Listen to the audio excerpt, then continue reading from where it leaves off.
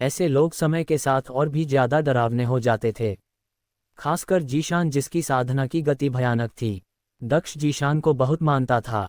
मेरे आगे बढ़ने से पहले हम लड़े थे, क्या तुम में अब भी मुझसे लड़ने की ताकत है? दक्ष ने शांति से जीशान से पूछो। जीशान चुप रहा। उसने कुछ देर पहले ही दक्ष और मानस की लड़ाई देखी थी। वह उसकी अपनी लड़ाई से भी ज्यादा प्रभावशाली थी। दक्ष वाकई थोड़ा मजबूत हो गया था। इस समय जीशान ने सोचा कि दक्ष से लड़ना वाकई मुश्किल होगा। उसने कभी सोचा भी नहीं था कि दक्ष इतनी जल्दी इतना ताकतवर हो जाएगा। उसे बहुत पहले ही मार देना चाहिए था। जीशान अभी भी सोच रहा था कि अगर उसे मौका मिले तो वह दक्ष की इच्छाशक्ति को आत्मसात कर लेगा। यह अद्भुत होगा। जीशान, मेरे खिलाफ लड़ो, मानस ने शांति से कहा। वह दक्ष से हार चुका था। उसे अब और लड़ने की जरूरत नहीं थी। लेकिन क्योंकि जीशान भी एक भयानक योद्धा था, इसलिए वह अब भी कोशिश करना चाहता था कि क्या वह उसे हरा सकता है। इधर जीशान ने मानस की ओर रुख किया। वह जानता था कि मानस भयानक रूप से शक्तिशाली है। उसका दिव्य बुद्ध समाधान, अविनाशी स्वर्ण शरीर और महाकरुणा धारा अविश्वसनीय थे। वह इन सभी कौशलों और तकनीकों में पूर्णता के शिखर पर पहुंच गया था। इस युद्ध में अपनी पूरी शक्ति लगा दो, मानस ने शांति से कहा। मानस आगे बढ़ा और अविश्वसनीय मात्रा में सुनहरी ऊर्जाएं प्रकट हुई। उसने तुरंत अपने बुद्ध मंत्रों का जाप करना शुरू कर दिया और उसके चारों ओर 108 बुद्ध छवियां प्रकट हुई। वह एक सुनहरे शरीर में बदल गया और हवा में ऊपर उड़ गया। वह एक स्वर्ण बुद्ध जैसा लग रहा था। महाकरुणा धारा की ध्वनियां धीरे धीरे हवा में गूंजने लगी। इस बार कई लोगों ने अपनी सुनने की शक्ति को बंद कर दिया क्योंकि वे महाकरुणा धारा सुनना नहीं चाहते थे। महाकरुणा धारा उनकी इच्छा शक्ति को प्रभावित कर सकती थी। वे चिंतित थे कि ऐसे शक्तिशाली आक्रमणों का उनकी साधना पर बुरा असर पड़ेगा। इसलिए उन्होंने अपनी सुनने की शक्ति को कम कर दिया और महाकरुणा धारा की ध्वनि से बचने लगे।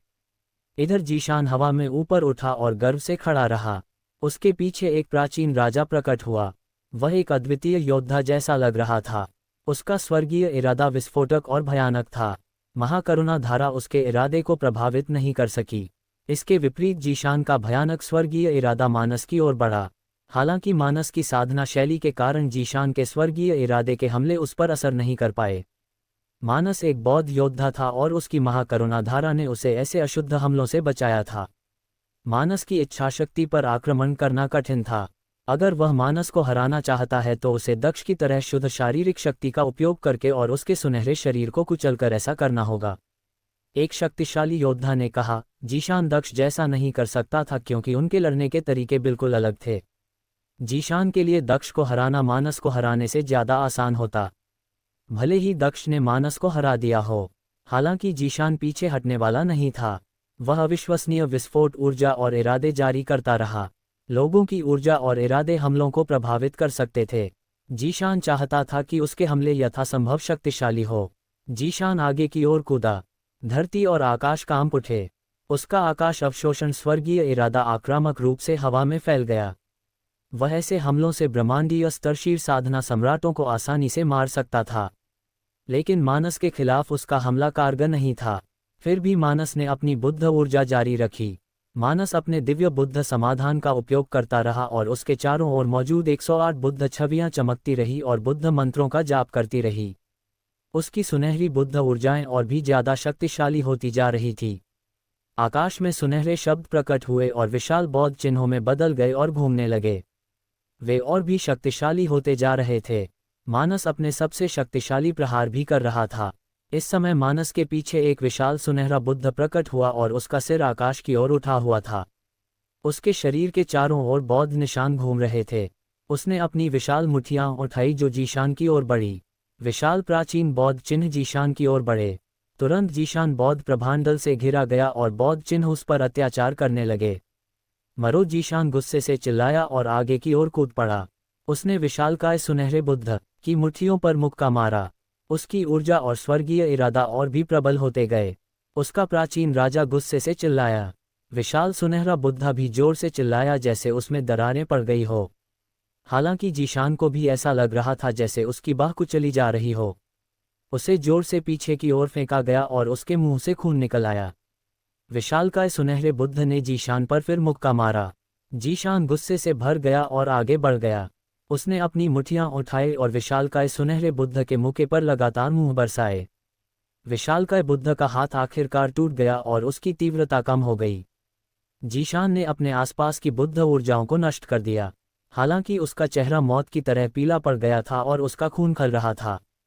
जीशान ऐसे हमलों का प्रतिरोध कर सकता है। वह सचमुच प्रतिभाशाली है, लेकिन वह वैसे भी हारने वाला है, विशेषज्ञों ने धीरे से कहा, जैसा कि अपेक्षित था। कुछ समय बाद मानस ने अपनी बुद्ध तकनीकों का उपयोग करते हुए जीशान को हरा दिया। जीशान ने आनंद को हरा दिया था, मानस ने जीशान को हरा दिया था और दक्ष ने मानस को हरा दिया था। अंतिम रैंकिंग पहले से ही स्पष्ट थी।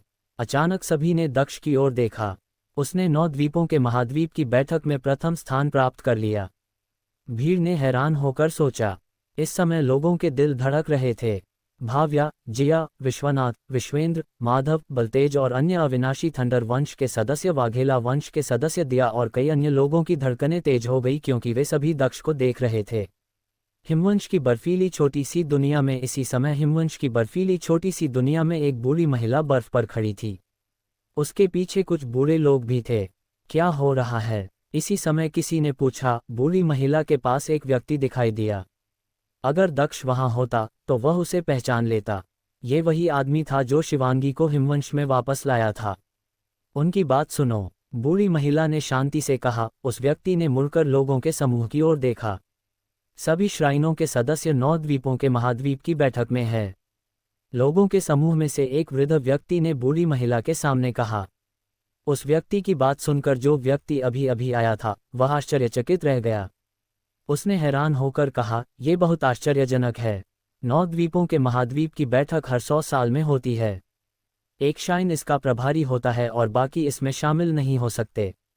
हाँ, पर तुम्हें शायद बहुत समय पहले हुए शाइनों के महायुद्ध की याद होगी, बूढ़ी महिला ने उदासीनता से कहा। उसकी बात सुनकर बूढ़े लोग घबराहट से भय चढ़ा रहे थे। उस जमाने में श्राइनों के युद्ध ने पूरे महाद्वीप को हिलाकर रख दिया था। वह दुखद था और बहुत से लोग मारे गए थे। पूरी दुनिया लुप्त हो गई थी। उस समय वे सभी बूढ़े लोग जवान थे। हिमवंश के लिए भी यह एक त्रासदी थी। उनके 3 राजा उस समय मर चुके थे। वे इसे भूल नहीं पा रहे थे। फॉर्चून श्राइन में एक अद्भुत भाग्य तकनीक है। अन्य शाइनों में ऐसा कुछ भी नहीं है। हालांकि कुछ समय पहले किसी ने बताया था कि फॉर्चून शाइन के नेता ने महान भाग्य तकनीक का इस्तेमाल किया था। बूढ़ी महिला ने शांति से कहा। महान भाग्य तकनीक के बारे में सुनकर भीड़ दंग रह गई। फॉर्चून शाइन ने महान भाग्य तकनीक का इस्तेमाल किया। वे लोगों को इसके बारे में क्यों बताएंगे? उस व्यक्ति ने संदेह से पूछा। मुझे नहीं पता, लेकिन यह शाइन बहुत भयंकर है। इसमें कोई आश्चर्य की बात नहीं है, बूढ़ी महिला ने उदासीनता से कहा। वास्तव में, लेकिन ये तथ्य कि फॉर्चून शाइन ने महान भाग्य तकनीक का इस्तेमाल किया दिलचस्प, सार्थक और विचारोत्तेजक है। उस व्यक्ति ने कहा, शायद ये 9 द्वीपों के महाद्वीप की बैठक के कारण है। उस बच्चे के बारे में खबर है। सभी शाइन 9 द्वीपों के महाद्वीप की बैठक के युद्ध मंच पर पहुंच गए हैं। बूढ़ी महिला ने शांति से कहा। 9 द्वीपों के महाद्वीप की बैठक, उस व्यक्ति ने फुसफुसाते हुए कहा। उसने आगे कहा, 9 द्वीपों के महाद्वीप की बैठक जल्द ही समाप्त होने वाली है। मुझे आश्चर्य है कि फॉर्चून श्राइन किसे भर्ती करेगा, चाहे वे किसी को भी चुने। हमें इसमें शामिल होने की जरूरत नहीं है। हम शाइनों से मुकाबला नहीं कर सकते। हम बस चुपचाप देख सकते हैं। चलो अपनी ऊर्जा बर्बाद ना करें, बूढ़ी महिला ने शांति से कहा। बूढ़ी महिला की बात सुनकर उस व्यक्ति ने सिर हिलाया। वह जानता था कि हिमवंश श्राइनों का मुकाबला नहीं कर सकता। श्राइनों का मुकाबला करने में सक्षम होने के लिए उन्हें कई साल लगेंगे। शायद अगर हिमवंश में कोई अद्वितीय योद्धा प्रकट हो जाए तो वह उनकी मदद कर सकता है, जैसे नन्हा देवांश। इस समय सब लोग दूर तक देख रहे थे। 9 द्वीपों के महाद्वीप की बैठक में क्या होने वाला था। उन्होंने सोचा, इस साल ये कोई साधारण बात नहीं होने वाली थी। महान भाग्य तकनीक के लिए बहुत ऊर्जा की आवश्यकता होती है और केवल फॉर्च्यूनर शाइन के मूल शिष्य ही ऐसी तकनीकों तक पहुंच पाते हैं। 9 द्वीपों के महाद्वीप का बैठक स्थल। इस समय 9 द्वीपों के महाद्वीप की बैठक स्थल पर हर कोई युद्ध मंच पर मौजूद योद्धाओं को घूर रहा था। सबकी धड़कनें तेज थी। देवांश ने अपनी मुट्ठियां भी ली। उसके सामने खड़े युवक ने हिमवंश को कोई खबर दी थी। वह उत्साहित लग रहा था। उसे पता था कि बात अभी खत्म नहीं हुई है। उसके पीछे आरुल ने एक लंबा चेहरा बनाया और दक्ष को घरा। वह प्रथम स्थान पर आया। ये कैसे संभव है? आरुल ने सोचा। वह हताश था। दक्ष इतनी जल्दी इतना शक्तिशाली कैसे हो सकता है? आरुल ने सोचा। सेलेस्टियल रैंकिंग सूची के पाथफाइंडर दिवस के दौरान दक्ष इतना शक्तिशाली नहीं था। आज के बाद दक्ष नवद्वीपों के महाद्वीप में हर जगह प्रसिद्ध हो जाएगा। सभी को पता चल जाएगा कि वह 9 द्वीपों के महाद्वीप की बैठक में प्रथम स्थान पर रहा था। पवित्र शहर और चैंपियन अकादमी के लोग भी इसके बारे में जानेंगे।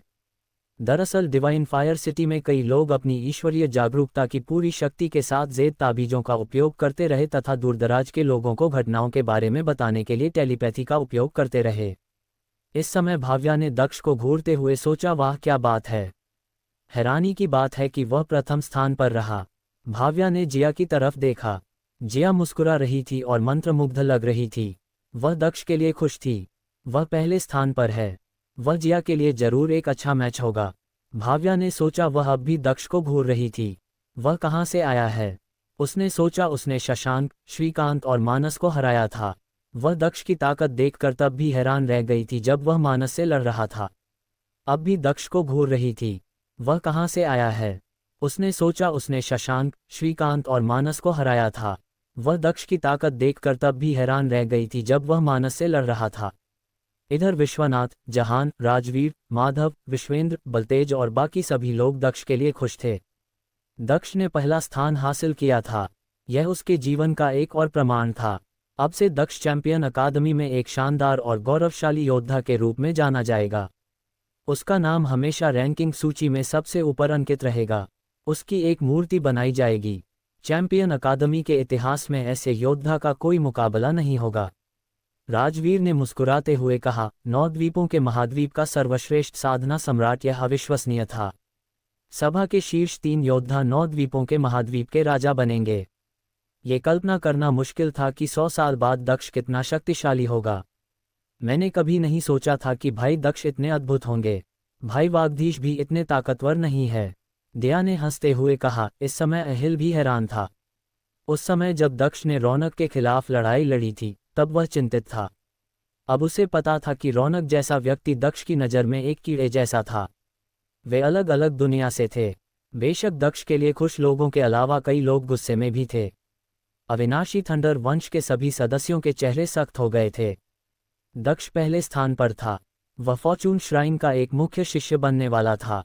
अविनाशी थंडर वंश अब श्रीजीत का बदला नहीं ले पाएगा। क्या दक्ष उनसे बदला लेना चाहेगा?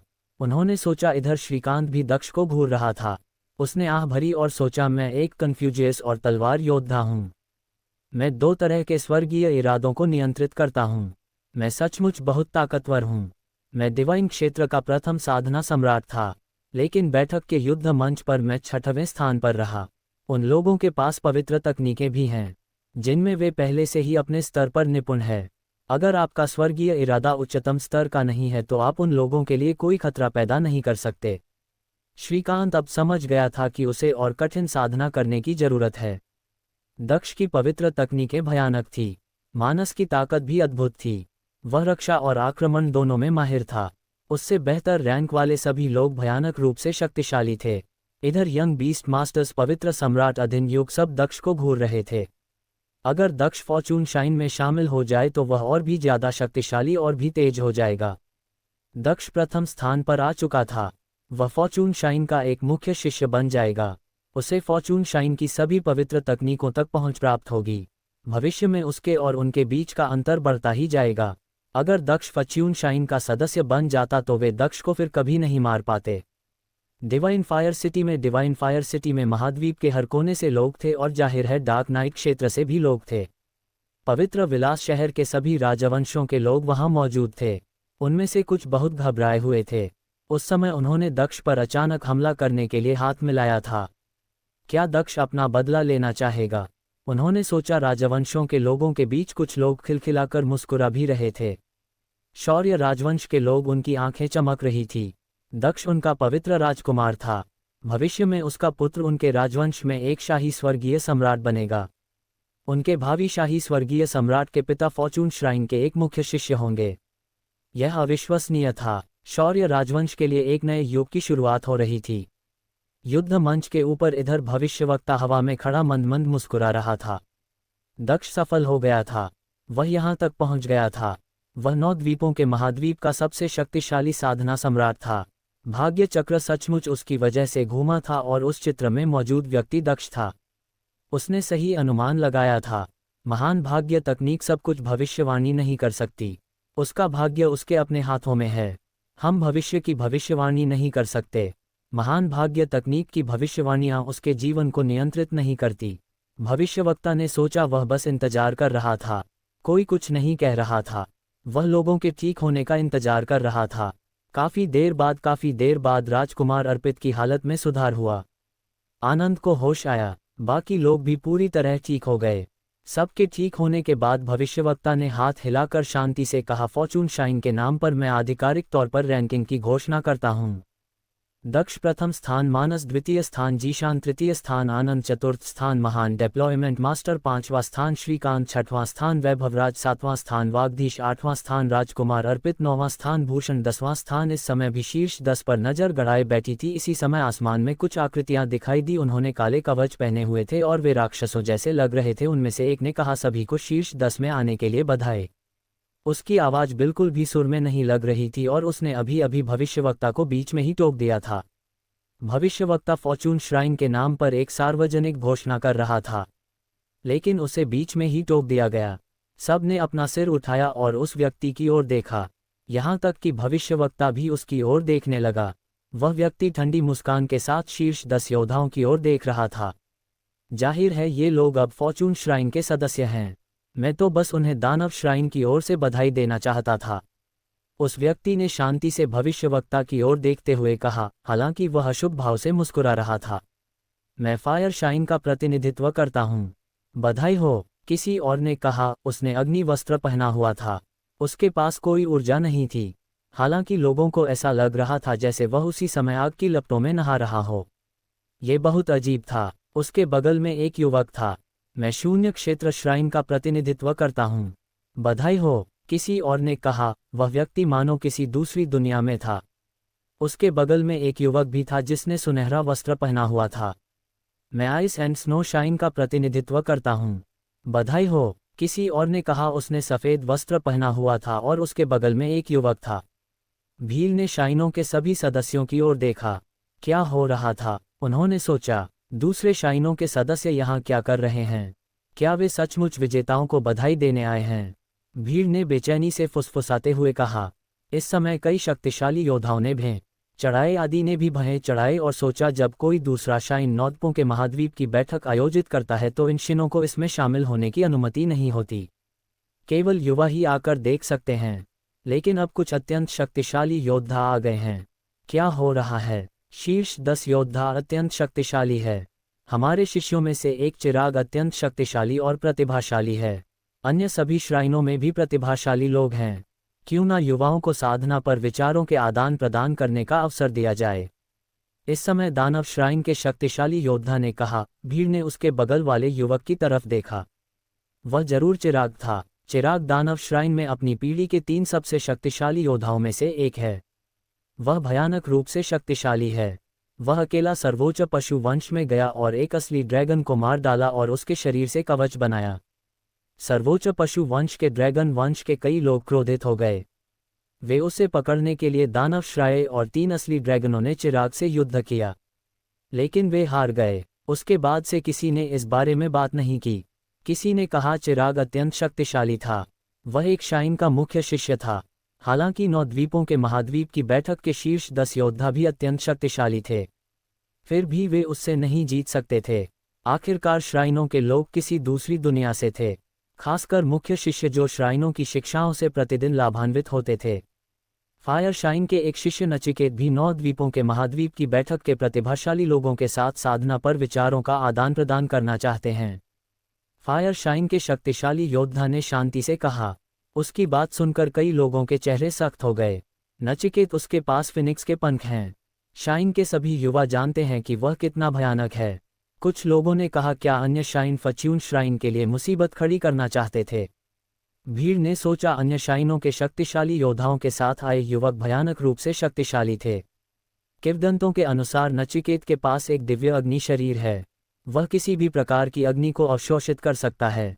उसे अपना बनाने के लिए रूपांतरित कर सकता है और साथ ही अपनी अंतर्निहित अग्नि को बढ़ा सकता है। किसी ने कहा, इसके बाद विभिन्न श्राइनों के शक्तिशाली योद्धाओं ने अपने पक्ष के युवाओं का परिचय कराया। कई लोग अचंभित होकर गटक गए। 9 द्वीपों के महाद्वीप की बैठक के शीर्ष 10 योद्धा खतरे में थे। 10 श्राइनों ने अपने सबसे उत्कृष्ट साधना सम्राटों को चुना था और 9 द्वीपों के महाद्वीप की बैठक के शीर्ष 10 योद्धाओं को चुनौती देने के लिए यहाँ आए थे। ये बिल्कुल भी उचित नहीं था। अगर श्राइनों ने अपने शीर्ष 10 योद्धाओं को चुना होता तो शायद 9 द्वीपों के महाद्वीप की बैठक के शीर्ष 10 योद्धा 1 या 2 को और हरा पाते। सभी की तरह श्राइनों के शिष्य भी कमोबेश शक्तिशाली थे, लेकिन कुल मिलाकर वे सभी अत्यधिक शक्तिशाली थे। अब वे सभी श्राइन अपने सबसे उत्कृष्ट योद्धाओं को लेकर आए थे। 9 द्वीपों के महाद्वीप की बैठक के शीर्ष 10 योद्धा भी उन्हें पराजित नहीं कर सकते। केवल दक्ष, मानस, आनंद और जीशान ही उन लोगों का विरोध कर सकते हैं और यह भी निश्चित नहीं है। बाकी 6 के पास कोई मौका नहीं है। भीड़ ने सोचा, यहाँ तक कि आदि और हिमवंश का युवक भी हैरान थे। ये श्राइन बहुत ही दुस्साहसी थे। इधर डिवाइन फायर सिटी के लोग और साथ ही वे लोग जिन्होंने 9 द्वीपों के महाद्वीप की बैठक में भाग लिया था, कुछ समझ नहीं पाए। उन्होंने उन युवाओं के नाम पहले कभी नहीं सुने थे, लेकिन उन्होंने देखा कि दर्शक आश्चर्यचकित थे। क्या वे लोग श्राइनों के सबसे शक्तिशाली शिष्य थे? उन्होंने सोचा, क्या हो रहा है? मुझे याद है कि 100 साल पहले फायर शाइन ने 9 द्वीपों के महाद्वीप की बैठक का आयोजन किया था और जब वह समाप्त हुई तो वे सभी प्रतिभाशाली लोगों को अपने साथ ले गए। कोई भी शाइन उसमें शामिल नहीं हुआ। किसी ने कहा, कई योद्धाओं के लिए 100 साल ज़्यादा समय नहीं था। भीड़ में से कई पहले भी 9 द्वीपों के महाद्वीप की बैठक देख चुके थे और 200 साल पहले आइस स्नो शाइन ने भी ऐसा ही किया था। उन्होंने शिष्यों की भर्ती की थी और कोई अन्य शाइन इसमें शामिल नहीं हुआ था। इस बार क्या हो रहा है? किसी ने कहा, कई लोग समझ नहीं पाए और संशयग्रस्त दिखे। इधर भविष्यवक्ता ने अपना सिर उठाया और आह भरी। उसने सोचा भी नहीं था कि फॉर्चून शाइन के नेता ने जो कहा था वह सच होगा। उसने दूर तक देखा और एक खास महल को देखा। भविष्यवक्ता को शायद पहले से ही पता था कि क्या हो रहा